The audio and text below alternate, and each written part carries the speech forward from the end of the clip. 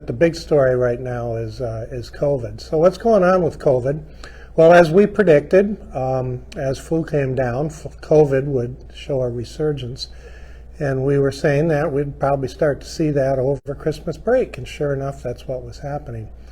While the numbers of absolute cases, if you're one of these people who check the dashboards regularly, you'll see maybe a little bit depressed. That's sort of a reporting artifact, actually, because not as many people go to the doctor over the holidays to get tested, which is our main way of getting numbers. Over the last year, with the availability of home testing, most people now test at home for COVID, which is a perfectly fine thing to do rather than go out and try to find a test in an urgent care or at their doctor. But we have a lot of indications that our COVID numbers are coming up, and they're coming up pretty quickly, actually. First thing is our test positivity rate. That's the percent of our tests that we do that are positive, is knocking on the door of 18%. During the height of the Omicron peak last January, a year ago, that was in the high 20s. So we're getting close to the 20 mark in our test positivity.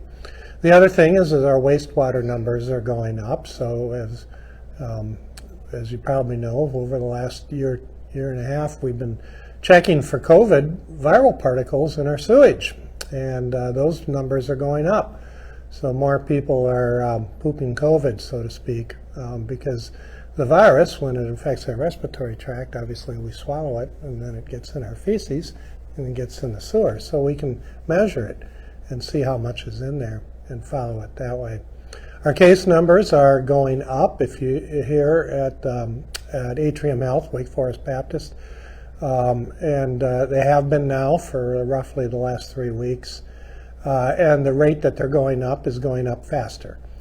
Our hospitalizations in our health system here in the Triad are also going up for people being admitted with COVID or due to COVID. And so some people who get admitted to the hospital just happen to test positive incidentally.